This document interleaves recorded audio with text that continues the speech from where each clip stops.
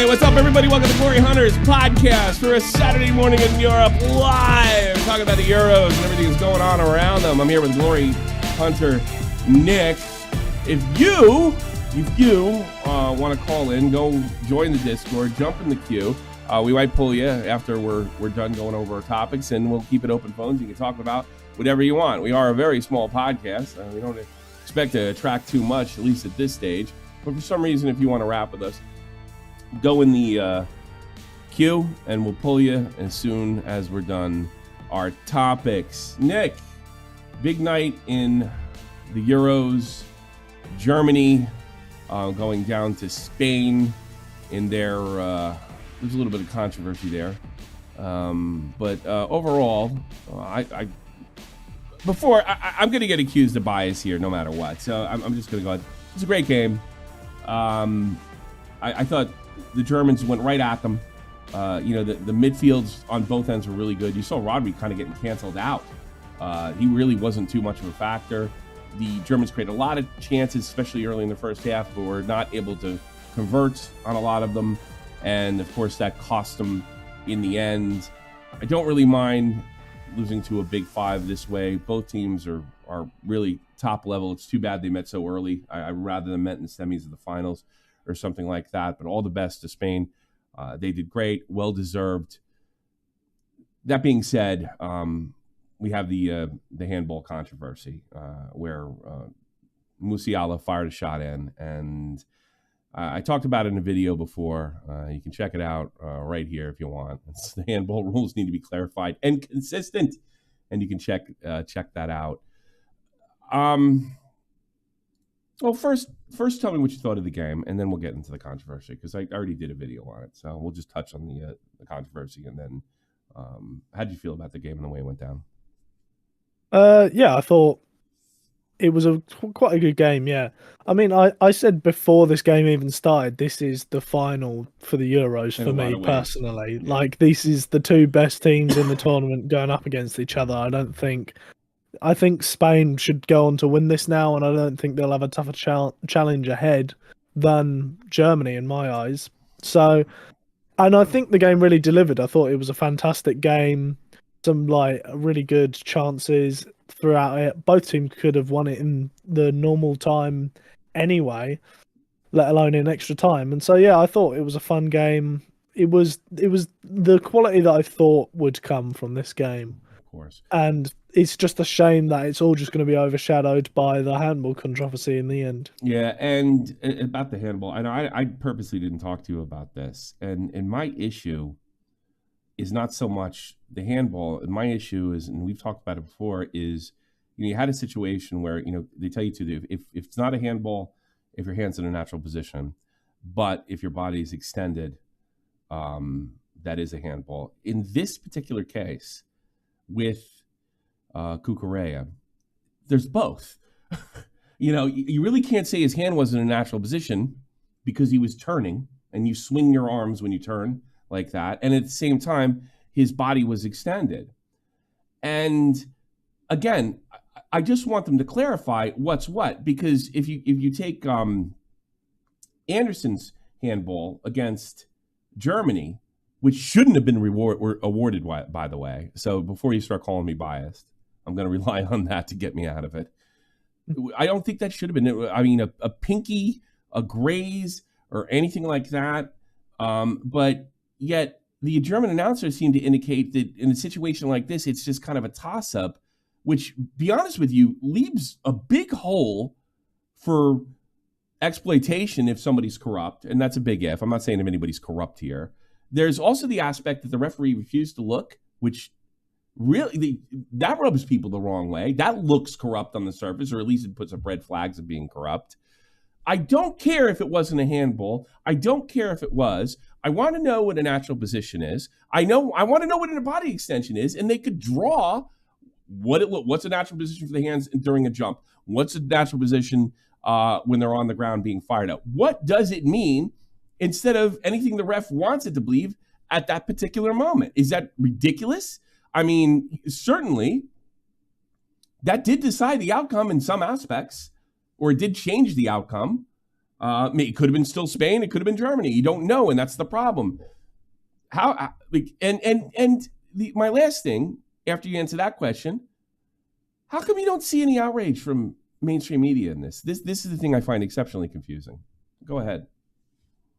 Well, the explanation given, I saw it was someone on ESPN. I forget the name, but he basically gave the example that before the tournament, UEFA clarified the handball rules with their referees, and they showed a similar scenario to what happened with Cucurella, and they said it's not a handball if their arm is like pointing downwards and they're like move and it's like towards the body, then it doesn't. That's not a handball. That's like that's fair play. Like that's him moving his arm towards his body out of the way, and it's just hit him. So that's the explanation they gave for why it wasn't a penalty. And supposedly the referees were given an example very similar to that in like a talk that UEFA did with them prior to the tournament to try and clarify what they want to be seen as a handball or not. But yeah, like the fact it's just for this tournament, and all of a sudden that now they're saying, oh yeah, well we went over this before the tournament, but then in prior tournaments and other formats and everything, it's still different. And yeah, it's just a bit of a shambles. It seems that like from what it sounds like, it was a specific interpretation that they've been given for this tournament, but it's not necessarily something that's been clarified overall in football. It's like, oh, just for this tournament, this is what we're gonna say is a handball or not. And this is a FIFA rule or is this a UEFA rule? Do we know? Well, it was UEFA that spoke to the referees supposedly, so it would be this is like UEFA's way of what they interpret to be a handball, and this is what they want their refs to be doing, rather than an overall football rule. Which, I'm happy with that clarification. I think that's a good way to do it, but that needs to be uniform across all of the tournaments, like. Which it really isn't. The handball rule is like come and go no matter where you are. All across FIFA, every league on the planet. I mean, I don't see the problem. What's the point of having an international governing body if their subsidiaries, so to speak, are able to alter the rules? And so that would also explain why Anderson's handball was a handball, because it was above his head. And which just barely grazed his fingertip. But it was also a natural position because it's natural to want to get out of the way of the ball. And the other problem I have is that, all right, that's fine to tell the referees. I do think, every year in the NHL, they make a rule change of some kind. Every year during the preseason, it's explained ad nauseum in every preseason game for every team across the country because they want transparency with the fans. This is the way we're going to call it this year. And they just don't do that in football. They just tell you after the fact. Yeah, we had a meeting with the referees. Fine. There's such thing as a YouTube channel. You can upload, hey, this is the way we're doing it this time. This is the way we're doing this particular. I wouldn't even have cared if they'd done it for this particular tournament. They would have came forward, put out a YouTube video, and this is how we're calling it. And it's just that FIFA, UEFA, all these. I don't have the faith. I don't show the integrity. I don't hold. Trust is a bad word. I don't believe, because football is so big and there's so much more money in it, and whereas the sports that I grew up watching are kind of localized, and football is just so much bigger. And this begs the question: why do we even have an international body if everybody can just wing it when they want to wing it? I think them more than other sports organizations need to do this, to have kind of an open channel. And we have the internet now with their fans to explain really what pressures the referees are under. And I think that's what I find the most frustrating. I don't have a problem with that not being a handball. I don't have a problem with Spain winning it, but it did change the outcome of the game, and it shouldn't. And everybody should be really clear cut on it. And so the referee, the German commentator, who his name escapes me, said it was a 50-50. According to the information you just gave me, that's not the case. And something tells me, if I had to take a wild guess here, the information that you got is not what he got. And why didn't he have it? He's a professional. We're the YouTubers. Like, what's going on?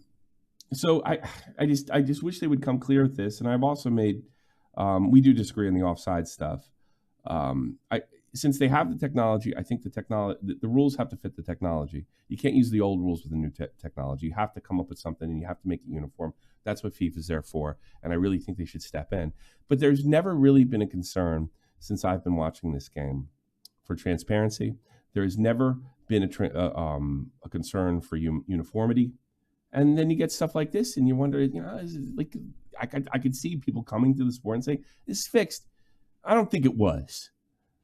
Although I don't know why that Englishman didn't want to look at the damn ball. Why wouldn't you want to look at it? What is with this? And why are they not? Why are they allowed to reject looking at it? It really is. It is like, why are they allowed to do that? I don't want to look at it. Then why have it? In the NHL, they have to look at it. They don't got a choice. They have to look at it.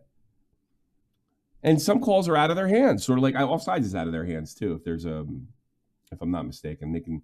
The booth can nix or say it an offsides happen. They really have to do this, and there's a couple of solutions to this. You can go to a challenge system, like the NHL says, and the NFL has, which I think a lot, and then just only use VAR and things like use the tack when it's close. That way, a toe offsides isn't as much of an issue. You can only challenge, and if the challenge misses, then you don't get the challenge later. I think that would solve a lot of this, and that would allow the referees to ref and not have to worry about looking stupid or appearing to look stupid. I don't know about you. Like when a ref gets a toe offsides off, are you mad at the ref? No. How could you be? There's no way to visually do it. I mean, I don't know. That's the way I feel about it. I just lack of transparency makes me think it's not all on the up and up. That's the way I feel about it. Let's go over to some other things. Of course, it was Tony Cruz's last game, and we just got the news. Very upset. Tommy Muller. It's very likely my last game with Germany. And in a way, I'm sad. I mean, he's such a legend and such a unique player. Really, there's really not a player like Tom Muller, but I did see, when he got a breakout pass, and he was never a fast player to begin with. He's just swarmed. And he really couldn't do much with it because he doesn't have the speed, and he doesn't even have as much speed as he did, and he was never fast to begin with. Although, that being said, it's hard to see him go. What's your feelings on Tom Muller? Yeah, big fan of him. He's always been such a fantastic player to watch, and he's such like an enigma on how he was a good player. He just doesn't seem like he should be, but he's fantastic when he gets the ball. He's just so intelligent. And yeah, I think it's a big loss for football, really. I think overall. Yeah, he's just always the same, when you lose a big player like that. To lose him and Cruz on the same day, it's a kick in the nuts, isn't it, really? But that's how football is, I suppose. So does he walk, or does he do the Podolski and play whatever his ability takes him? Because you have two choices here. You can leave with the belt, sort of like Tony Cruz is. You can do MLS. You can go to Saudi Arabia. You can play for a boyhood team. Hell, you can go to a second league team that you grew up loving and try to get them up. And he should. And I think that would, although these guys do worry about their legacy a lot, Podolski doesn't. He went to play with the Polish team. Clearly, Lucas Podolski is not the player he was 20 years ago or 10 years ago. But I don't see Thomas doing that. I see him pulling more of a Tony Cruz. Maybe even I wouldn't be surprised if he retires from football. What do you want to see him do? Because I get in a lot of arguments with people because I want to see these guys go to MLS and try to build. Because I think a healthy United States football is a healthy European football. It's a healthy world football. And one of the ways you're going to do that is you're going to kind of squeeze kind of the untapped money out of the States and get it circulating around. What would you like to see him do? Retire. That's the thing. Yeah, don't go. Yeah, exactly. Don't you think it would be better for football to sell some tickets in the States, get some people interested? Yeah, but we don't see one club players like Thomas Muller anymore. So to see him retire without playing for anyone else. Oh, That's what okay. I All want to right. see. I can get on board with that. I understand that because you don't really see one club football players. Even Harry Kane, who I thought would have been, Normally, yeah, I would say I'm happy to see them go to like MLS or but not Saudi or him. whatever, make your money, do whatever you want, sort of thing. But it would, yeah, Tommy's that not like allowed. the second Bayern don't want him anymore, I would like to see him to be like, yeah, that's it, I'm done. I'm a Tommy's, Bayern man through and through. If I yeah, can't play for Bayern, I and don't want to play. he's Bavarian. What have you? Well, whatever he decides to do, I support, and I love Thomas Muller. What a unique player, really. Him and Ozil marking the changing of the guard and what they needed to win the World Cup in 2014. You really, they were so close in 2006 and 2010. You really saw a thing, but it really came together with those two, and I think, along with Cruz and guys like that, he certainly wasn't the only one. Neuer. Taking over a net. But when I think of the championship team and what changed after the Bollock generation and the Kahn generation, it was Thomas Muller and Mitzi Ozil. And it sucks. It sucks. But, at least you lost a close game. I almost thought did it seem fitting that Cruz got taken out by Spain? Like, it did cross my mind. The last kick of the game, Tony Cruz. Yeah. But I think Tony Cruz retires as one of the best players, if not the best player at his position. Would you agree with that? As far as Germany's concerned, yes. Yeah. Oh no, about world. You don't think he's the best player in the world at his position right now? Oh, currently? Yeah, currently. Right now. He's really retiring with the belt, in my opinion. Yeah, probably, yeah. Currently, it's hard to see anyone better, yeah. Yeah. Portugal, 0-0. They win on penalties 5-3. This time, Cristiano Ronaldo actually finished his penalty. Certainly a disappointing, not a particularly exciting game. I felt like France dominated, created most of the chances, but they weren't able to finish, which is kind of concerning for France because they haven't scored a lot of goals in this tournament, and Mbappe has not been as effective as I think most, but they do keep finding a way to win, and I think that's a testament to not winning the World Cup all that long ago and being just one of the best sides in the planet, France. Just touching on Cristiano Ronaldo, there was a scene where he missed a penalty in his last game. They managed to kind of pull through.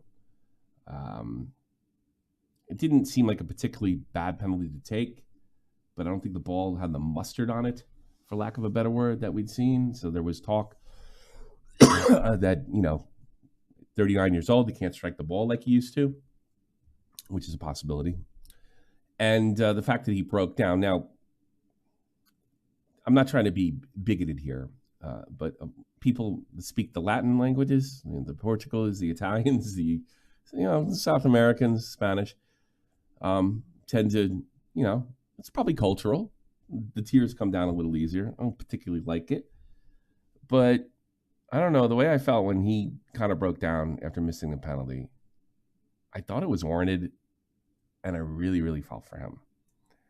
It's really hard to let go of this Messi, Ronaldo generation, which we're really on the precipice of letting go of.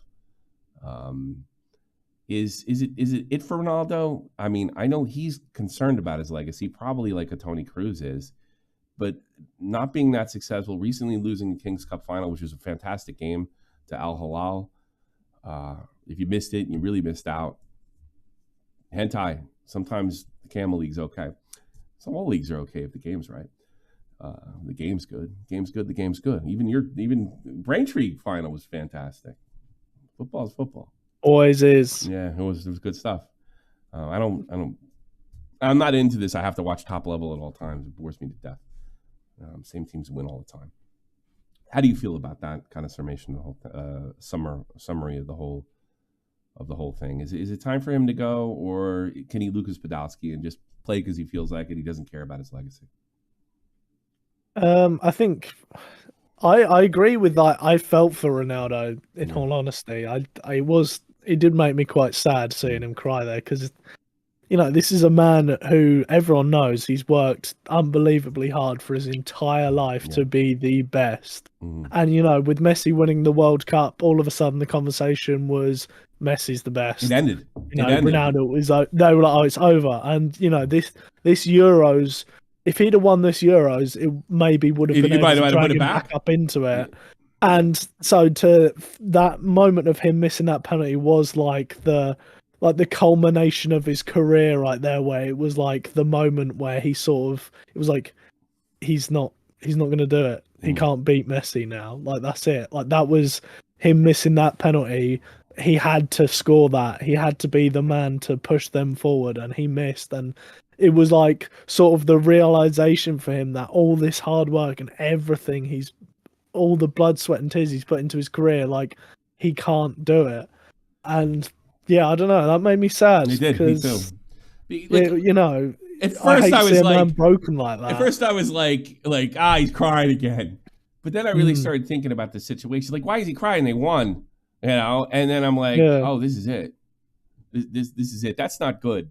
I've never been a huge Mm. fan of Cristiano Ronaldo as not who he is, but the way he carries himself on field. It's just not what I like in a player. And I like, so many kind of when Messi lost to Germany in 2014, he carries himself much differently than Ronaldo was, and they're two different men, and they're from two different cultures, and I'm equating all that, and I still think that you can make an argument that Cristiano Ronaldo is the best player in the world or ever.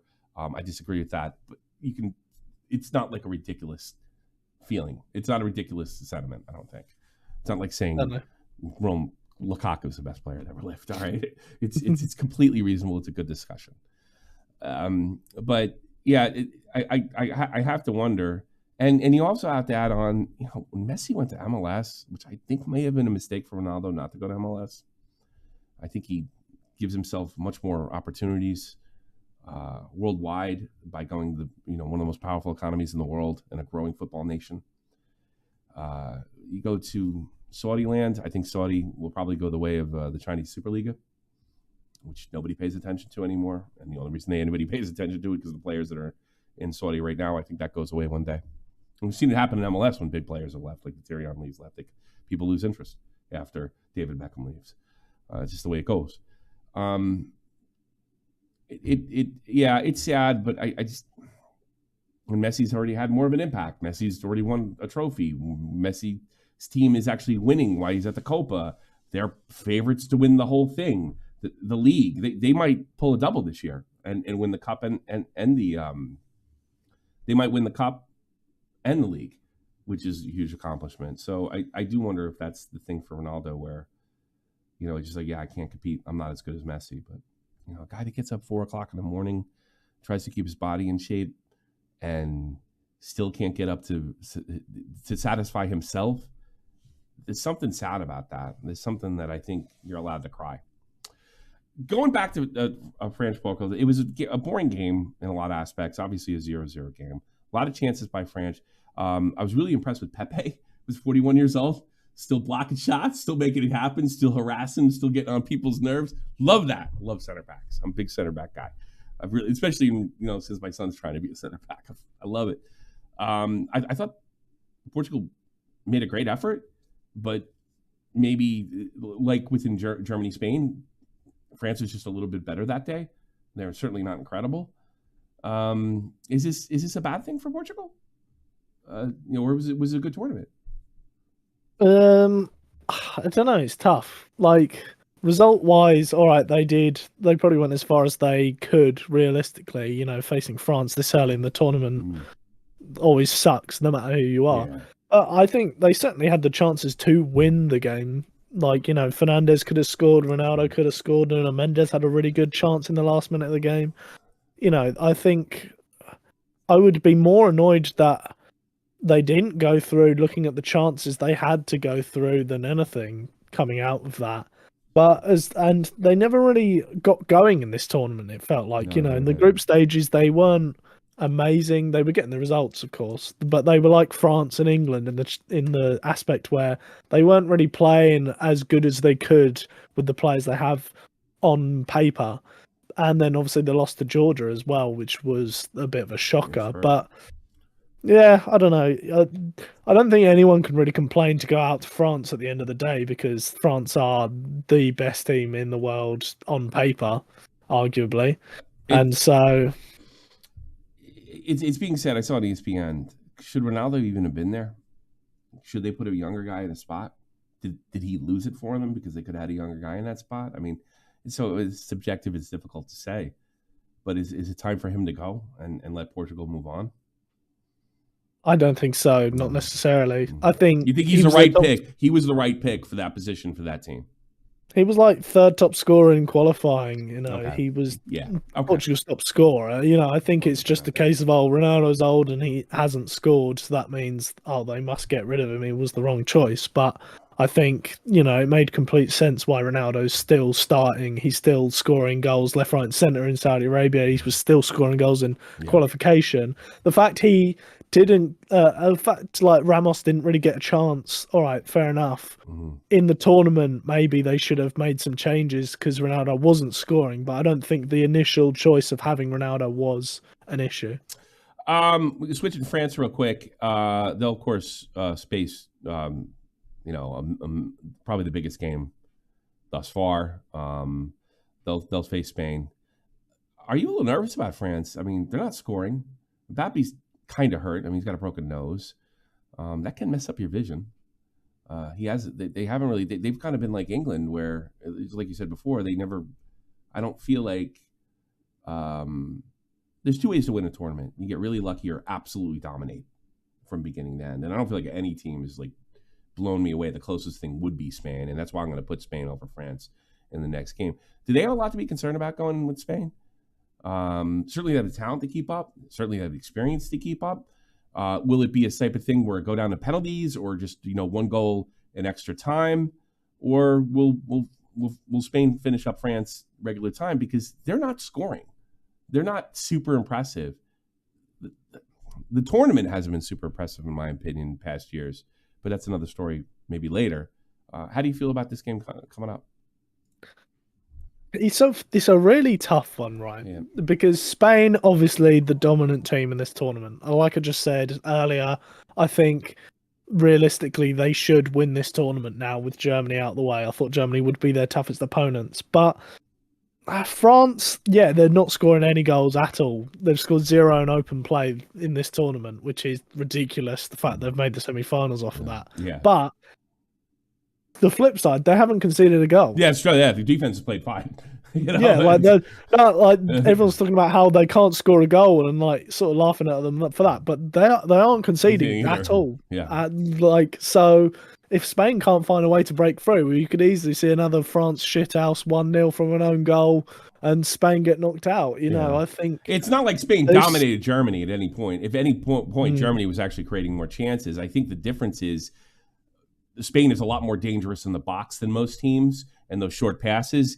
And you don't have to give them too many looks at the net to get them to score, where there is other teams of maybe great quality but slightly lesser, like Germany. They're not going to finish as many times as you don't need as many looks. They can make something happen after 2, 3, 4 chances, where the average team maybe these aren't official numbers. Maybe needs 8 chances to sink it. They need 3 to 4, and I think that's what it came down to. And that's kind of my prediction. I think Spain. I think that's going to be the issue, is they don't need as much, but it's like you said, they don't concede. Also, I just want to point out Tenerife's own Pedri will be taking a seat after taking a knock in the first half of the German game. Really unfortunate to see. Certainly will affect them. You think that'll make any kind of major impact for Spain, or like with Danny Olmo? I mean, Danny Olmo's going to replace him off the bench. I mean, and he had a goal right off. So I actually personally don't think it'll be that big a deal. But it's never good to lose a Pedri, I guess. Pedri alone, I don't think will be a huge miss because they have so much quality to come off the bench. But that one of the bright lights for France going into this game is Pedri's not the only player they're going to be missing in the next game. You had Carvajal get a red card right at the end of the game against Germany. Mm-hmm. So they're starting right backs out of the game. Morata is missing the game because he got too many yellow cards, I believe. So Ooh. Morata, their striker for the whole tournament, also unavailable against France. Oh. Pedri injured in the midfield, unavailable. So that's three key starting players which are not available against France. So that is another sort of thing that goes in France's direction, where this isn't going to be a full strength Spain for the tournament coming up against France in this game. So, I think Olmo might start up front as like a false nine sort of player as he's done in the past for Spain, and maybe that sort of neuters Spain's attack a bit against the French defence that hasn't conceded yet, and maybe France can just grind it out again and completely shut up Spain like they've done to everyone else in the tournament so far. Looks pretty. Actually, it's pretty even. There's a slight. I mean, France going in the underdog that I can see here, but I actually, I agree with you. This is with those injuries you just mentioned. I think this is even money. So you might want to bet on France. There you go. Some tips, some tips from guys that don't gamble. All that much. I wanted to talk about Netherlands Turkey and how do you feel about this game? I like Turkey in this game. I think they've played really, really well. I think they can penetrate the Netherlands defense. That being said, the Netherlands has not played bad and has been a lot more consistent than a lot of these teams in the tournament. I don't think it's a guarantee, but I think I'm going with a hot hand. It's certainly going to be an uphill climb. There's certainly going to be the underdogs going in. I can see Turkey in a semifinal. Am I out to lunch here? I don't think it's like a crazy statement, but I don't necessarily agree with it. I think Netherlands should win this. Why is that? Well, I just think they have so much more quality, and I think, yeah, Turkey have looked impressive in this tournament, but I don't think they've really played anyone like the Netherlands yet. Sure. They scraped their way past Austria in the end. Austria could easily, they battered them for a lot of that game, and it was just the goalkeeper and the defense managing to hold out against Austria. I think the Netherlands have more quality than Austria going forward. Sure. And defensively, again, they're another more solid side than Austria. So I think they shouldn't concede 2 goals like Austria did, and they should probably break through that defense easier than Austria did. And so that's why I think Netherlands should go through. I think Turkey have been a fun side to watch. Certainly, the Netherlands should go through. I wouldn't argue with you on that. But I think the quality argument's better over a league, but I don't know if it's better for good for a one-off. And it could be, the hot hand gets through. Now, I don't know if they'll get any farther than that.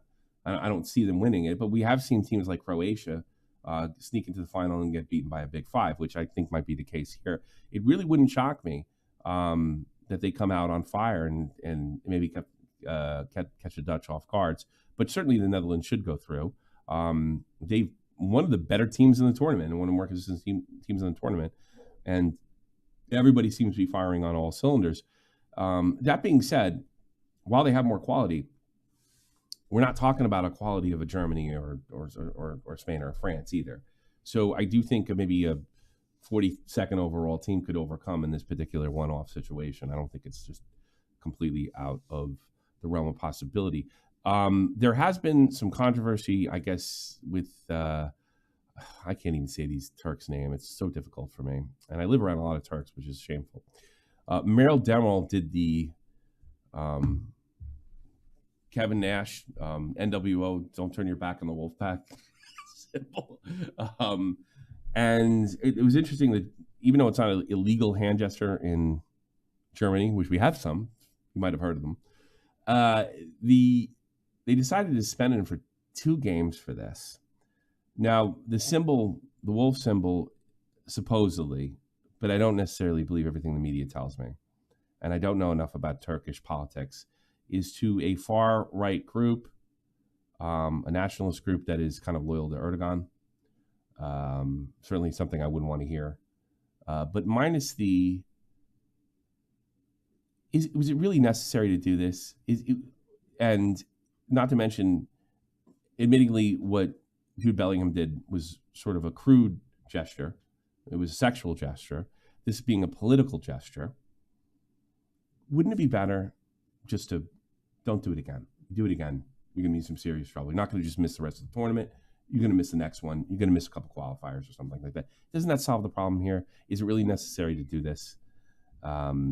Because it seems to me, if you make like sort of a Black Lives Matter, then that political gesture is okay. Or just make it abundantly clear, but they don't like to be transparent. All political gestures off the table. Wouldn't have a problem with that. You know, right, left, or center, or any other, or religious, or what have you. Where like, it's not surprising this happened, but was there a better way to deal with this? There probably was, like, yeah, like you say, not necessarily ban him straight away, but maybe fine him, something like that. Yeah. Would at least, you know, keep him in the tournament. Because, like, Turkey, even if they go through against the Netherlands, he's also going to miss the semi-finals if they get through to that. So, you know, it's not like they're handicapping them for one game. It's for the next two games. It's basically saying, look, you know, you're not going to have your main defender for the next two games. You'll have him back for the final if you can make it there without him. And, yeah, like you said, if this was like a BLM gesture, would he be getting a 2-game ban for a political gesture? Of course not. Yeah. You know, obviously they're different causes and whatnot, and you know, who knows? I don't know too much either about. I don't think that's relevant. I honestly don't think it's relevant yeah, whether we know or not. It's just it seems that it depends. You can make a political gesture as long as it, you know, mainstream media approves of it. I don't know if these guys are akin to the, you know, the Germans from the 30s. I don't know any of that. I don't know how much that matters personally, unless they had a rule on the books, no political gestures. Then I'm like, yeah, out of here. But I just think they do. I'm pretty sure the rule is you're not allowed to do like political stuff. But like we said, even that's going to come down to, yeah, it depends on what the political gesture is, right? If it's something that they're popular with, then they're probably not going to be banning it as much as like this. But yeah, I think it's a fair enough ban in the sense that, yeah, no political gestures. I support that. But yeah, but that gets into can guys cross themselves and can they pray? Yeah, you know, like, and I don't want. Look, I'm not a religious man, but I don't want people can pray all they like. I don't give a shit. You know, you know, do what you want. I mean, it's just that, you know, they do it on. You know, the German government bitched, and then I think that's why they decided. It's interesting how the German government, you know, gets on their hands and knees and kisses Erdogan's ass, and when this guy makes a stupid, what most Americans think is a wrestling reference, which is what I thought it was. Like, oh, he likes Kevin Nash and Sting. You know, that's what I thought. You know, it does. It's and if it was a left wing group, I don't think there'd be any problem. I think if it was the Antifa, there'd be no problem. I don't think there's any issue at all. I think this guy's getting a raw deal. That being said, he probably should have known better. Play football. We don't care who you'd support. It's a dumb decision. It was a dumb decision. No matter what. Like, taking his shirt off is a dumb decision, and even in one yellow card, all this stuff is stupid. They've been really clear on this stuff. Don't do it. It's dumb. Oh yeah, that's why Morata was booked. Sorry, for Spain. It was for celebrating. He took his shirt off against Germany, and now he's missing the game against France for it. Yeah, like, you can't take your shirt off anymore. Period. You take your shirt off in the final when you win. And it's too bad, and I think this is ridiculous, and it looks bad because they let the Englishman get away with it, not the Turk, and that opens up another can of words. Oh boy, what do we else? Let's get to your England, Switzerland. I think you guys got a lot to worry about. You got so lucky getting to this point tonight. We'll see England, Switzerland. How are you feeling going in? Well, in the Work Predictor League, I've put 2-0 Switzerland. You think Switzerland's going to get past them? I think if Switzerland play like they did against Italy and England play like they have all tournament, Switzerland should easily beat England, in all honesty. They look really good in their last game, and England haven't looked good at all for the entire thing. So, you know, I think it would be naive to, like, hopefully say that England will go through this because, you know, Switzerland, seriously dangerous side, and they've been playing well. You know, I think, they should realistically be favourites for this game based Ooh. on form, rather than like obviously names on Sure. a piece of paper. England are the better side, but as far as how good the teams have been, Switzerland This certainly I is why think I are don't the go for the favourites for quality this. argument in a one-off game. I mean, just by what you just say. Well, but Yeah. I think it's different for that in the case that like the Netherlands, I say quality because the Netherlands have been playing really well. You saw them against Romania; they Sure. absolutely destroyed the That's true. Romanians. They've That's been true. playing really well, and so Hmm. I think it's a case of both teams are playing well. One team has more quality than the other. Whereas in this case, I think, One team isn't sure, playing. Fair England enough. have more quality, but they're nowhere near the level that they should be, whilst the other team's playing fantastic. And so that's why I think the form overtakes the quality in this case, because, yeah, Switzerland certainly should be winning this if the teams play like they have so far. Have you heard anything about Southgate possibly making any changes, or is just going to do what he's been doing because that's who he is? Well, he sort of has to make changes because Mark Gahey is suspended for the game. That's one of the centre backs out. And then you saw Trippier come off. I think he's meant to be okay for the game again, but you know, but it'd be interesting to see if he starts. But obviously, what they've spoken about is there's a lot of talk of them going to a three back for this game, with Ezri Konsa coming in for Gahey.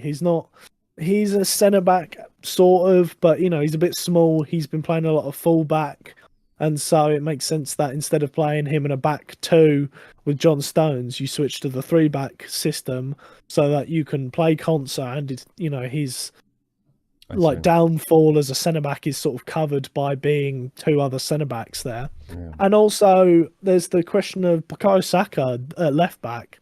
They put in there against Slovakia and ended up going on to win the game. And they've always had the issue this whole tournament. The left side has been an issue. Foden and Trippier at left back just really hasn't worked at all. Whereas Bukayo Saka can bring the width out on the left, being a left-footed player, he can move outside on the left and add the width that they've been lacking all tournament. But the thing is, Bukayo Saka's not a left back, and so you switch to this three-back formation. There's talk of Saka being the left wing back, which means you've got a centre back behind him to cover him defensively, but you can also get the attacking quality of Saka pushing out on that left side, and then have someone like a Bellingham or a Foden in front of him playing on the inside. And so there's a lot of talk of that happening now, where it will be the three back with Konsa coming in because it suits him, and then you get the width of Saka at left wing back, and then like a Trippier at right wing back on the other side, who's played there a lot. You're seeing Trippier being put in this predicted lineup on FootMob right now, and no sign of Saka. And I think it's fair because I think Saka's had his chances. I don't think he's played particularly bad, but he has not been able to penetrate. Like you'd see him penetrate a lot in a Premier League game or something like that. So I do think it's the right move. I don't want to dump on Saka. I think he's an extremely important player for your team. I think if he's playing well, you're probably more than likely winning. But yeah, I think it's time for a change. And the only thing I'm surprised is there is one because it's Gareth Southgate. He's sort of been forced into it. That's the only reason he will change anything. Yeah, it's here not it is. A choice. Trippier started wing back over on Alexander Arnold against Switzerland, with Saka starting at left wing back. Okay, we'll see it. Good luck to England. I don't know. I feel strange saying that, but I just like to have Harry Kane. Let's go over and switch the other side of the pond. Have you seen this? He is not going to the United States. There is no chance. No chance. Get it out of your head. Get it out of your head. He just bought a house in my town. He is not going to the United States. Can he even coach the team from here? I mean, it's one thing to do it within Germany, because I asked you the question last time we did a podcast: is it possible for him to be the national team coach while being in Wiesbaden, or does he have to be in Berlin, or wherever the DFB wants him to be? Can you do that across the pond, even if they were to hire him? Maybe. I mean, obviously with international football, you're only together with the squad in certain few weeks during the year. So maybe they don't need him in the US when the team aren't there. So he only needs to fly over when the international break's on. So to do all the training and everything. But even still, it would just seem stupid anyway. Like, surely you just move to the US if you're going to be the US coach. I think you'd have to. It's some. I don't know if I want. If he look, I'd love to have him. I think it'd be huge. It's a challenge like he would have like no other. If he was, the thing is, he's got to lower his expectations. World Cup's probably not possible. Semifinals accomplishment. Semifinals a huge accomplishment. So that's something we want to go to. Get out of the quarters. Get out of the quarters if it's kind of a bust. Semifinal loss, I can accept. This is not. This would be huge. But Casey Keller. And I'm a little surprised it happened on ESPN. He seemed to suggest, I don't know if you know about the women's lawsuit against the men, that they lost the women and the USA Soccer tried to capitulate anyway. Casey Keller suggested, and I don't know the ins and outs, I haven't read the collective bargaining agreement they signed, that if they you're going to have to give this guy serious Premier League top-level coach money, which I'm fine with. I'm sure they can afford, but I think under what Casey Keller was suggesting, you have to take all that money and also dump it in the women's program where you should essentially set it on fire. The type of money that Jurgen Klopp could command. I mean, and if the women's team got it, I don't even know how it would improve anything. I mean, there's only so much you can do and so much they can draw, which could keep them out. And I think Casey Keller was trying to tell Sepp and all those jackasses that we don't have the money because you literally have to double everything you spend. So that's out of the question. I got to be honest, I don't see like him taking a step back. I sooner see him going to Mainz. I got to be honest with you. Taking a step back because he could go to, I don't know, pretty much any international team that he wanted. There's literally nowhere this guy could go unless he had some kind of hard on for the United States, which would be fantastic. I don't even know why this is an issue, but you're seeing guys like Sepp and Herc saying, why don't you go for it? Well, there's the financial part and the fact that you have to double it once you sign him if Casey Keller's right. Even what's his face said, he goes, let's not blame the women for not being able to sign him. Well, if you have to double it, I'm not going to blame the women, but I might blame the settlement that they didn't have to make. Because they kept winning in court. USA Soccer kept winning in court. I don't know why anybody's talking about it. And in fact, I would move Bill Belichick up a couple because I think he's got a better chance. London Donovan. It looks like Jesse Marsh should have been signed after what we saw the United States getting bounced out with the American Southgate. You have any feelings on Perhalter? I know it's not your. I don't really have. You have any feelings one way or another? I just randomly remembered as well. Klopp could definitely do it and still live in Germany because Keisuke Honda, Japanese player, was playing. He was still playing, and he was Cambodia manager, and so he was playing football in like Australia and Brazil. It's not Cambodia. And he would just fly over to Cambodia for the international breaks, manage them, and then just go back to. Is it a good thing though? I mean, it's a different level. I mean, I think the United States is a little better than Cambodia. All right, maybe it could be done with today's technology in the community. Is it a good idea? It's probably not a great idea, no, but. Hypothetically, he could do it and still live in Germany based on what I just remembered about Keisuke Honda. If I'm going to pay for Klopp, I want all of Klopp. I don't want Klopp bouncing back and forth because he also has a place in Spain now where he can kind of bounce back and forth to Wiesbaden. No, I want all of him. I want him in a shitty neighborhood in Brooklyn. That's what I want. I want it all day. As much as I'd love to see it, as much as the improvement and the impact it would have on USA Soccer, it's not reasonable. It's not even about money. And you also have to ask yourself why you would even want to. But he's such a prick. Do you know he teased it on the 4th of July? Are you aware of this? Yes! He goes, I just want to wish my American friends a happy 4th of July. Reminds me when we used to tour in the United States with Liverpool, and they were such good hosts. Shut up! Don't do that! That's not right. Don't be a dick tease. He's just wishing you a happy Independence Day. Bullshit. He's clearly a communist. Don't tease me.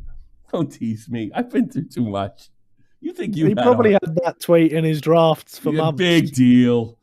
It's all Don't PR. do that. You have to do that. I'd rather wish the people of Wiesbaden, thank you. Hello, neighbors. That's what I would have liked. Hallo, mein neues Nachbarin. Willkommen, Jürgen Klopp. Welcome home. All right, let's go to the next goddamn thing.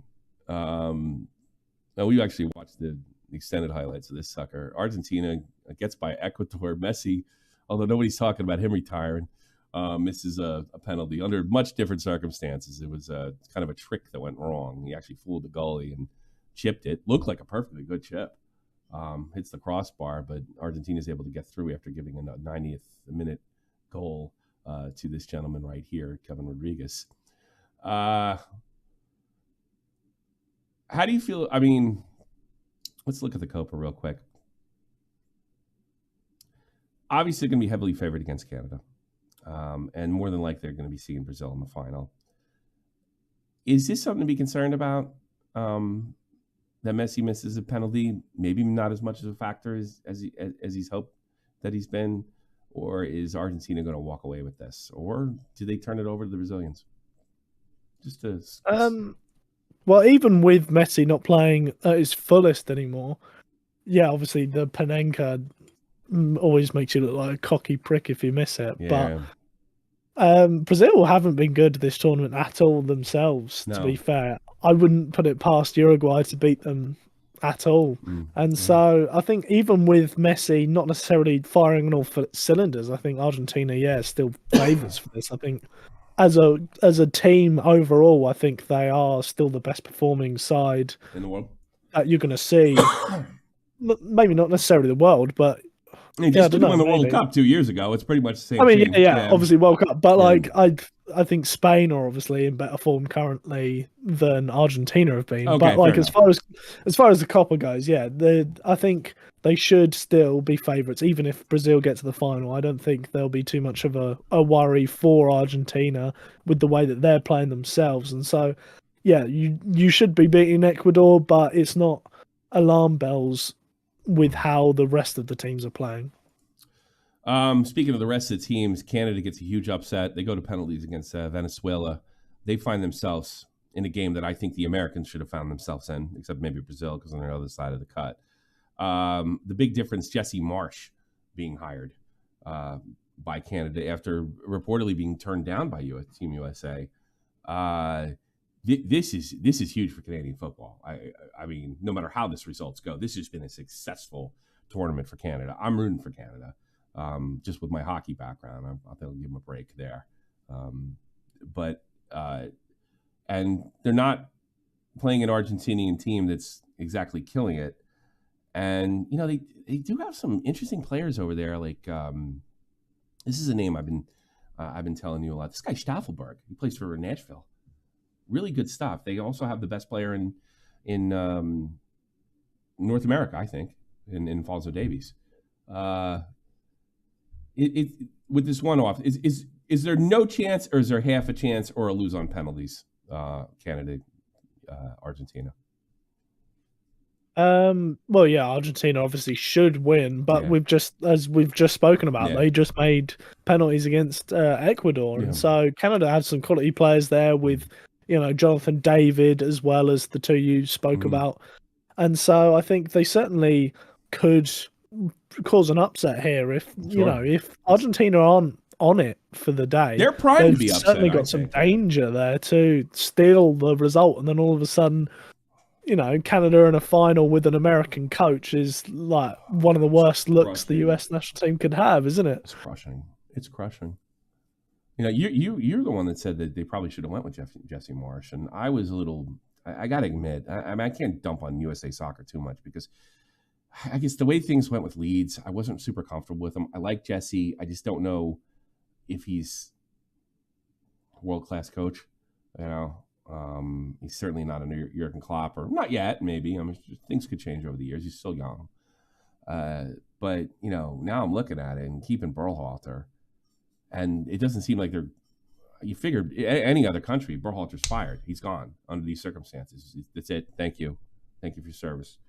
Go away. But, watching, I'm rooting for Canada. I'm rooting for Canada. I am. They're our brothers to the north. We don't really have a rivalry with them like other border countries in Europe, but it's really difficult to see them do so well. And again, they probably host the best player in North America. I don't think there's any too much argument about that. But I hope Canada pulls it. They're primed. They're primed to be upset. I think. What a story that would be. But I don't see them doing it twice with even a Uruguay or Brazil. It's not going to happen. But it's a tall ask. It's a huge win. It's an unbelievably huge win if they somehow pull it off. And I think that's it.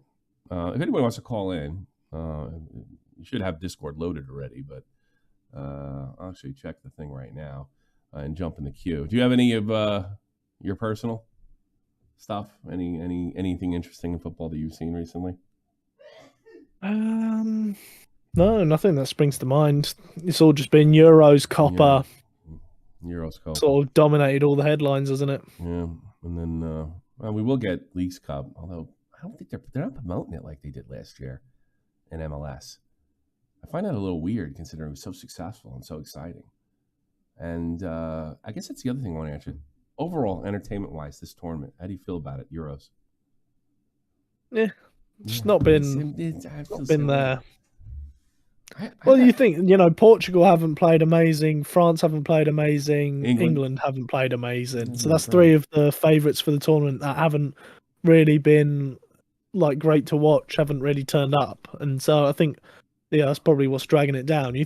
Imagine if we had a fully firing England, a fully firing France, and a fully firing Portugal. You could have had a game yesterday between Portugal and France, which ends 3-2, and both are playing really good, and it's a really close game. And then you've got the prospect of Spain with how good they've been against a full strength France flying. That would be an exciting prospect. But that's just not what it's been. We're talking about, France haven't scored a goal in open play for the whole tournament. Where's the excitement coming from there? That's arguably the favourites for the tournament haven't scored a goal in open play. That just sort of sums up the tournament, doesn't it, really?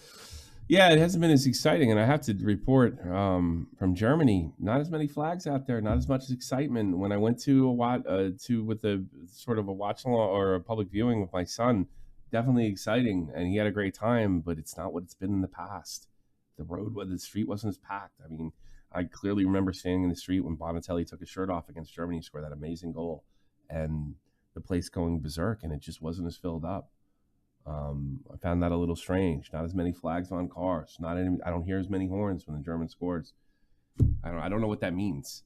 Does it mean that games like the NFL and maybe the NHL? Because I hear a lot of NHL talk here now with the Leon Draisaitl, the Edmonton Oilers, being a German national and probably the best German player that ever walked. Do you think? Because you're seeing some NFL invasion from England as well. Is it becoming sort of a United States wide where we have so many sports due to the streaming services, or is this football still king, or is it falling off in Europe a little bit? Because I think it's growing worldwide. Yeah, I don't know. I don't think, in England specifically, I don't think things like the NFL gaining a bit of interest here are really affecting things. I think there has been a decent amount of Euros fever here. I think it's just, I don't know. I think England playing so crap has sort of taken the wind out of everyone's sails. Does it feel sort of excited going into the tournament? Did it feel like a normal summer for a Euros or a World Cup to you?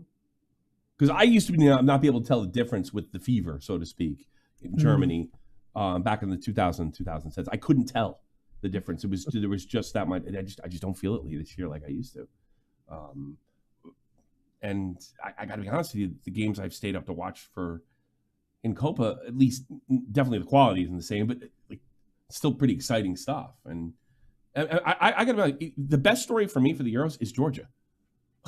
I think they're the best. And the other stories have been, is Ronaldo too old and somebody the Wolfpack signed? There's not even that good a drama. Yeah. I mean, it's and all that stuff's organic, and you can't have it every tournament and what have you. But I feel like the Copa has been a little more exciting. The other thing I wanted to bring up, do you know that except for the finals, all the knockouts go right to penalties, sort of like Leagues Cup? How do you feel about that? Because I don't like it. I think it's stupid.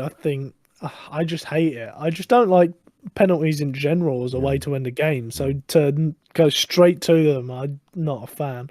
It really annoyed me yesterday, actually, on the commentary when France and Portugal went to extra time. The commentators like Lineker and Genus all of a sudden were going, "Oh well, they were talking about penalties. Like, oh, everyone wants to just see the penalties anyway. Like trying to push through extra time. They were like, oh yeah, we might as well just get to the main event. Everyone wants to see penalties. It's like I was just sat there like, what are you talking about? Did you watch Germany, Spain? Penalties. Did you watch Germany, Spain? They won it next time. God. Yeah, I was like, it was annoying me when they were saying that. I was like, the amount of conversations I've had about penalties, like before this tournament and stuff like that. I can't remember the last time I spoke to someone who said they prefer penalties to extra time.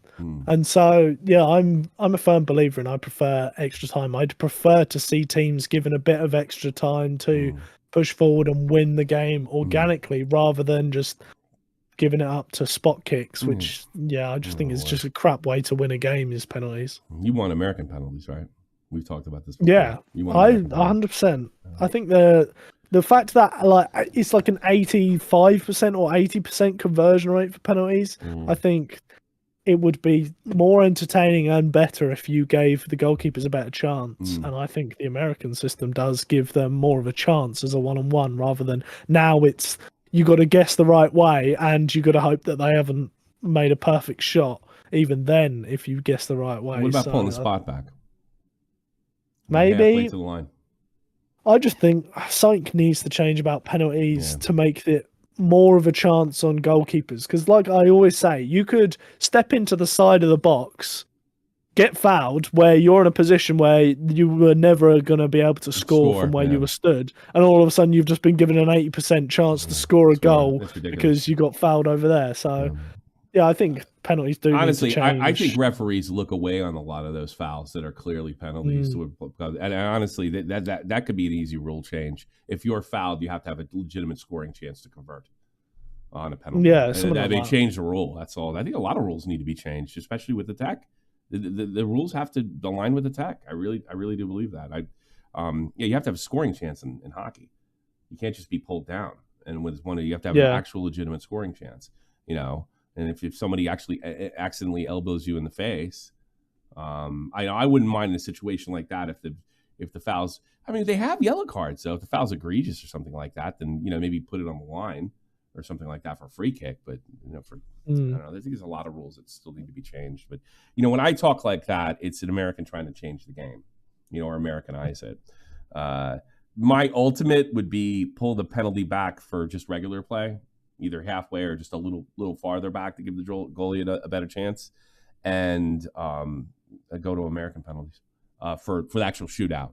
Get rid of the shootout as it is and go to an American shootout. That's just me. And by the way, I'm not the only one that feels this way. Franz Beckenbauer talked about it a lot, and he said Europe should have took a look at it because I don't know. I think it's much cooler to see the game sent on skill than a human coin toss.